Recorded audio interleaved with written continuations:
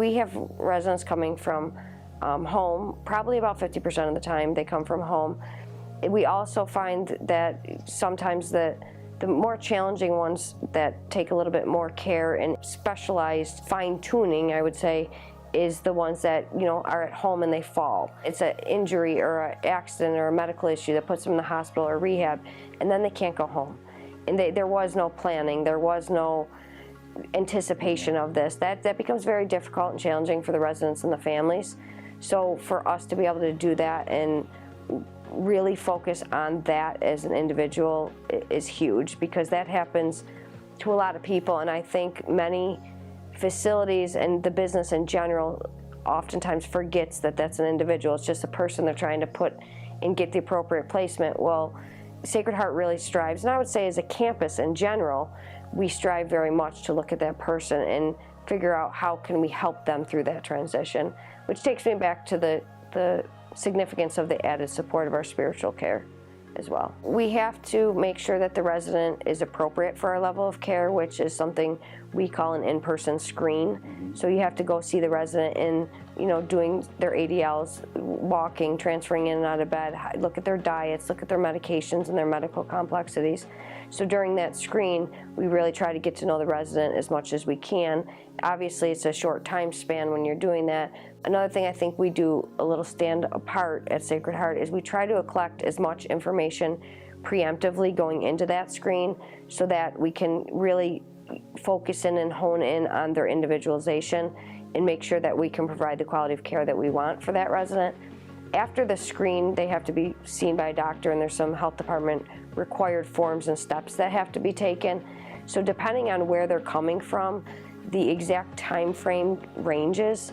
If they're coming from home, we find oftentimes it takes a little bit longer than it does from somebody coming from an acute care setting like a rehab or a hospital, because in the rehabs and hospitals, they have the doctors right there to be able to do all the necessary steps that the health department requires of us.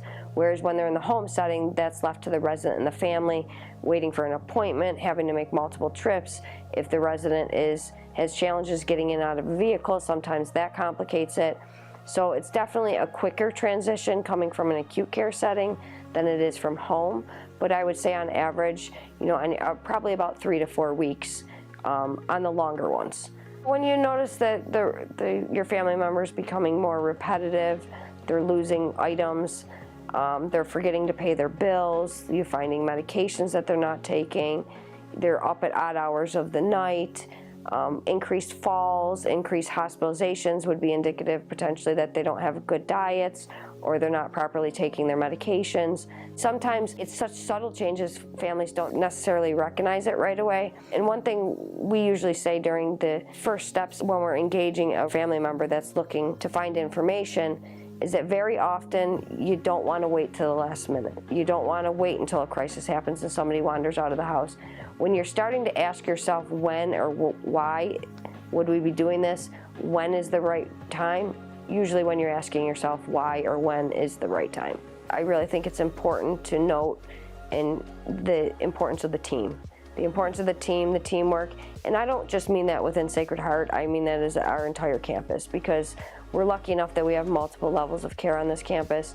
As a long-term employee, I've always known that we work well as a team, but during the pandemic and the new buildings and the projects that are being done on campus, the leadership team working together as a team, our staff that are doing the day-to-day work with our residents remains utmost importance, particularly in these challenging days of the workforce challenge. Going back to the days of when I first started at 16 years old, I was trained by the brothers. So, you know, they really instilled that, and that's something that'll never leave me, no matter where I am or who I am or what changes in my own life. It really, the brothers' mission is what drives this all.